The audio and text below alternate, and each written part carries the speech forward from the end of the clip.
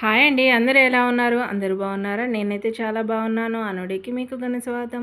నా వీడియోస్ ఇంకా మీకు నచ్చినట్లయితే లైక్ చేయండి, షేర్ చేయండి, సబ్స్క్రైబ్ చేసుకోవడం మాత్రం అస్సలే మర్చిపోవద్దు. పక్కనే బెల్ అనేది ఉంటుంది, గంట కొట్టేసేయండి.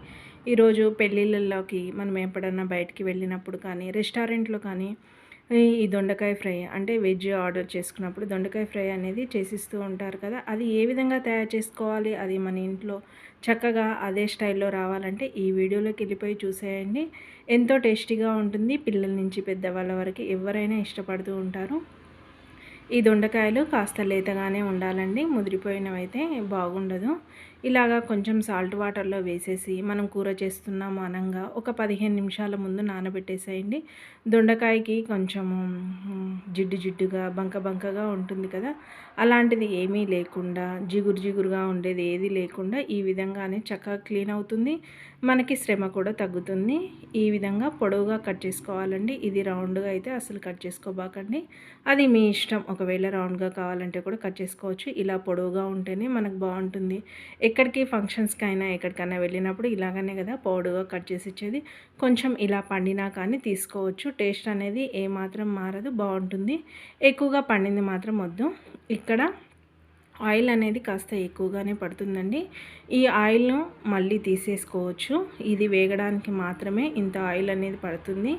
ఈ విధంగా కాగిన తర్వాత పల్లీ నూనె అయితే చాలా టేస్ట్ అనేది చాలా బాగుంటుంది. కాగిన తర్వాత దొండకాయ ముక్కలన్నీ వేసేసుకొని చక్కగా అయితే వేయించుకోండి. మీకు కొంచెం ఆయిల్ తక్కువగా కావాలంటే కూడా కొంచెం తక్కువగా వేసుకోవచ్చు. లేదు అంటే ఇంత ఆయిల్ అనేది ఎక్కువగా పడుతుంది. కొంచెం ఎక్కువగా ఉంటేనే ఇది డీప్ ఫ్రై కావాలి కాబట్టి నేను అనేది కొంచెం తక్కువగా ఆయిల్ అయితే వేయించుకుంటున్నాను. ఈ విధంగా వేయించుకోవాలి. ఎంతో టేస్టీగా ఉంటుందంటే అంత టేస్టీగా ఉంటుందండి.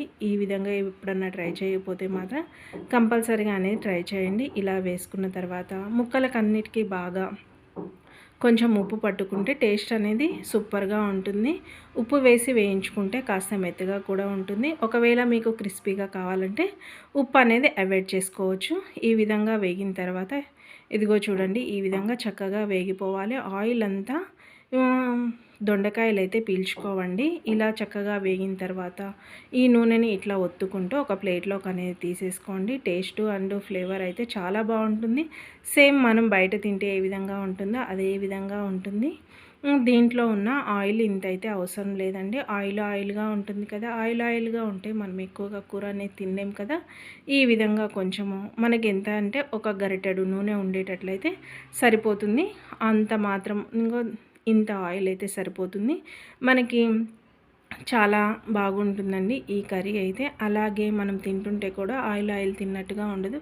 అలాగే పచ్చిశనగపప్పు మీకు కావాల్సిన పోపు దినుసులన్నీ వేసేసుకోండి.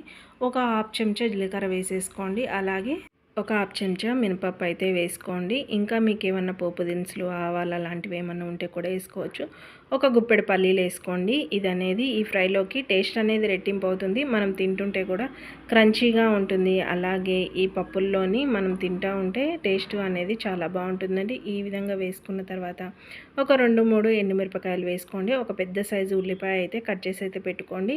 ఈ ఉల్లిపాయ అనేది పొడవుగానే కట్ చేసుకోవాలి. ఎందుకంటే మన దొండకాయ ముక్కలు కూడా పొడవుగా ఉంటాయి కదా, పొడవుగా కట్ చేసుకుంటేనే బాగుంటుంది.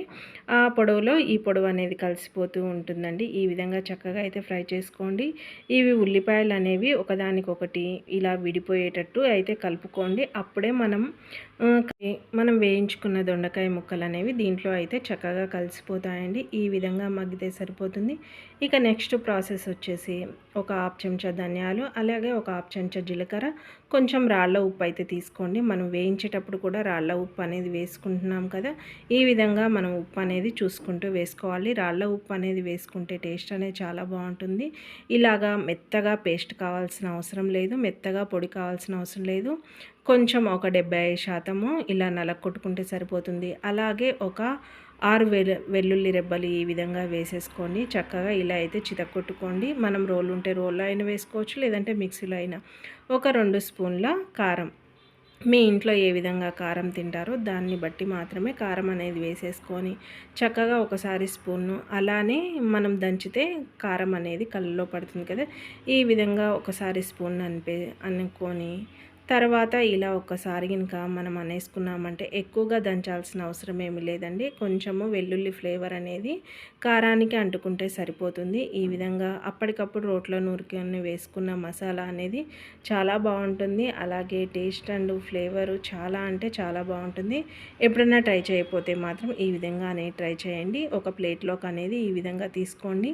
వెల్లుల్లి మీకు కావాలంటే ఎక్కువైనా వేసుకోవచ్చు, లేదు వెల్లుల్లి మేము కొంచెం తక్కువ తింటామంటే తక్కువైనా వేసుకోవచ్చు. ఈ విధంగా ఒక ప్లేట్లోకి అయితే తీసి పెట్టుకున్న తర్వాత మన ఉల్లిపాయలు కూడా చక్కగా అనేది వేగిపోయాయి.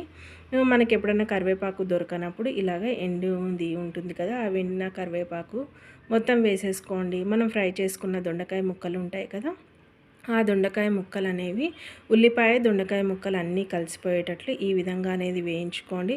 ఆల్రెడీ మనం దొండకాయ ముక్కల్లో ఉప్పు వేసుకున్నాం కాబట్టి కూర అనేది చాలా బాగుంటుంది.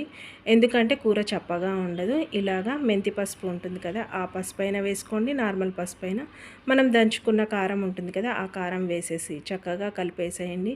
మనమంతా ఆయిల్ వేసాం కదా, ఆయిల్ అనేది ఎక్కడా లేకుండా ఉంది కదా, ఎందుకంటే మనం ఫ్రై చేసిన తర్వాత కాస్త ఆయిల్ అనేది తీసి పక్కకు పెట్టుకున్నాము.